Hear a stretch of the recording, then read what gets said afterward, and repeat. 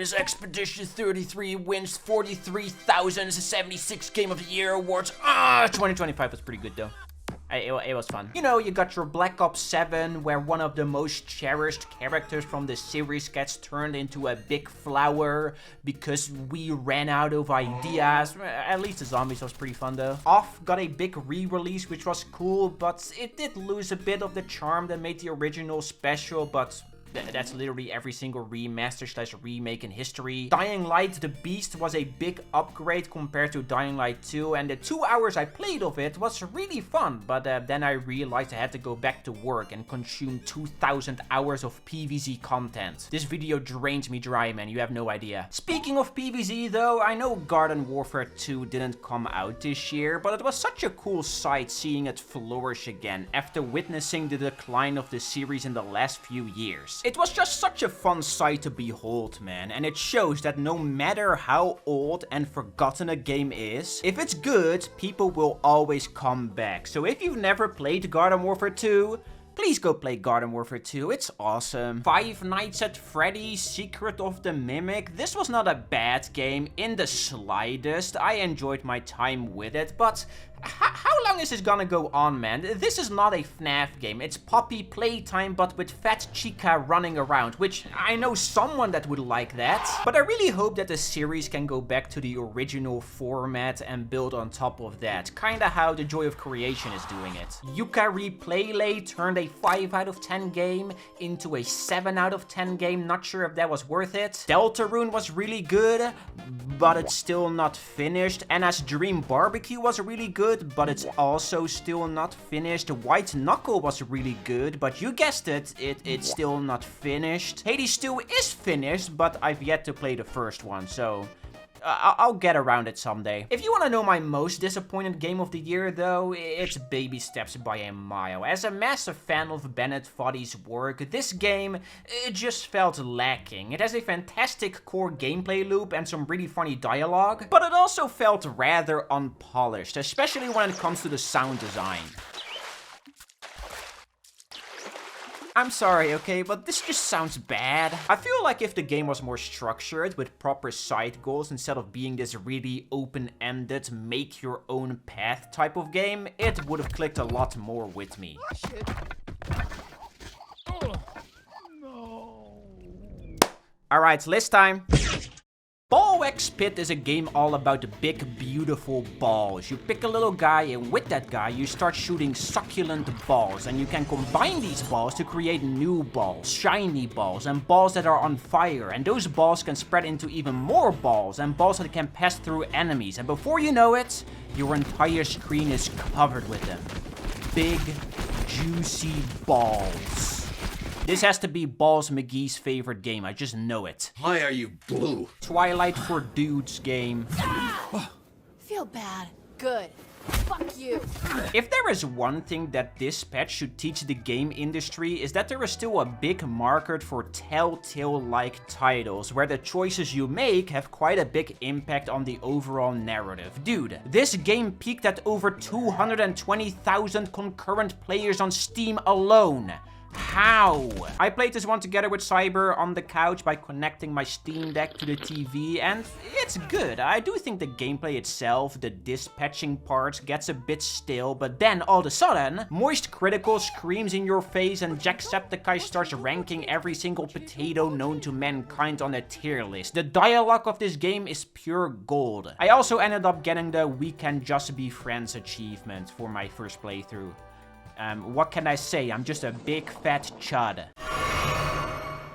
Elden Ring was fun, which means Nightreign is fun, even if it's kind of a shell of the base game. I don't know, man. I like roguelikes, and this is a roguelike that is built around playing it with your friends, which you don't see a lot of flying around. Like, have you ever played Isaac co-op? In my opinion, it doesn't work. It just doesn't. So whenever there is a proper multiplayer roguelike that is easy to jump into with some friends, it is always a blast, even when it recycles 90% of the assets from another game. There have been quite a few banger rhythm game releases in 2025. Rift of the Necrodancer, Rhythm Doctor, Beat Block Unbeatable, Patapon Replay, but the one that stuck out to me the most is Bits and Bops, baby. I want more developers to take Nintendo IPs and put their own little creative spin on it. This game is basically rhythm heaven, okay? Let's not beat around the bush, but it's very clear that it was made with the utmost amount of love and care. Hell, they even made a custom engine for it. You don't just do that unless you are super passionate about it. The game itself isn't anything too special though. You hit the spacebar on the beat of the rhythm, with small sound cues telling you when to press it. But it has an adorable art style and a ton of Australian representation, which is really funny to see. As someone that has been living in the lands down under for 3 years now, this is awesome. Please support this game so I can get more. Okay. The more years pass, the more I start to fall out of love with Nintendo. Mostly because Steam has held me hostage since 2012, but also because of all the questionable anti-consumer decisions this company makes.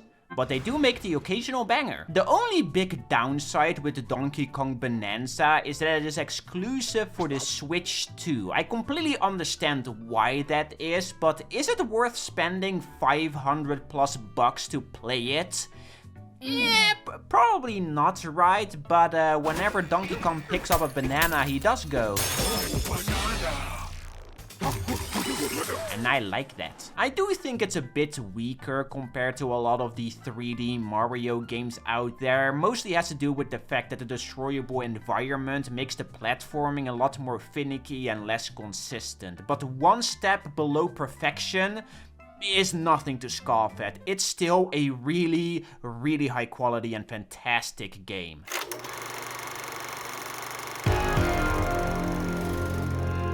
The Drifter is the best point-and-click adventure game I've ever played in my entire life. I've only ever played 6 of them though, so you know, the competition wasn't fierce. This title does such a good job keeping the core identity of the classic genre intact while elevating it with a grabbing story, beautiful art, fantastic music, and a narration that is so absurdly good that it makes you want to mimic it in real life. I down a chicken avo sandwich. Chicken Avo sandwich. Uncharted 4 voice acting is like baby Garbo compared to this, okay? It's so nice and smooth. You just gotta love it. It's by far the biggest highlight of this game. It feels weird putting a friend-slop game like Peak so high up on my list. Yes, that's what we call these types of games these days, because we are all mentally unwell. Like, this is not a super polished or mechanically deep title. You simply climb really tall, randomly generated mountains with some friends. But I'm a bit biased, okay? Because Peak got me to play games again with my cousin, and we played the living hell out of this one together. Random people even started to join me through my Steam profile because I don't lock my lobbies, and I was like playing it every single day. There was just something really charming about helping each other climb these big monstrosities that is deeply engaging and fun. That also goes for knocking them off though. This is a good game. A lot of these friend-slop games get kinda tiresome for me after 8 or so hours of playtime, but because Peak has so many little goals to go for in the form of achievements, it makes it weirdly replayable for me. And, you know, I like getting achievements, so Peak fits right up my alley. I bought Nuclear Throne 10 years ago, and I always liked the game, but there were so many aspects of it that brought the experience down, and I ended up never really getting into it. That was until Update 100, which was released a few months ago. Not only did this update bring in a bunch of new content, but it also fixed every single issue I had with the game, and now I get it. This is a high A tier roguelike, bordering S tier. Nuclear Throne is definitely not the most content-packed roguelike out there, especially compared to some of the big dogs out there. But it's so compact, so rich with flavor and style, and when you think you've cheated the system, the game will still just whoop your ass. whatever, man. I'll never 100% this game because of how brutal it is, but man, is it fun. Rare Netherlands W. Maybe the next thing we can do is try not to sink the country into the ocean. I went into Blueprints with my expectations pretty low, but I went out of it being genuinely blown away. This game is smart, man. It keeps twisting your mind in ways I didn't even know were possible. And even when you think you've seen everything, it keeps on surprising you with new mind-bending puzzles and mechanics. It for sure has some randomly generated schmuck that pushes it down, but when everything clicks, oh man, it might be better than Baba Is You, okay? Might, and I'm not sure yet. What else were you expecting? We started this video with Silksong, and we are finishing it with Silksong. Who else is surprised that the guy with the bootleg Hollow Knight OC that is secretly a little demon says that Silksong is its favorite game of 2025? No one. Literally no one is surprised, okay? If you say you are a lying piece of filth. I just had such a blast exploring the world of Farloom, man, sightseeing all the little creatures, puzzling together this mysterious story, while at the same time unlocking a bunch of abilities and tools that are such a joy to toy with. Is it better than Hollow Knight though?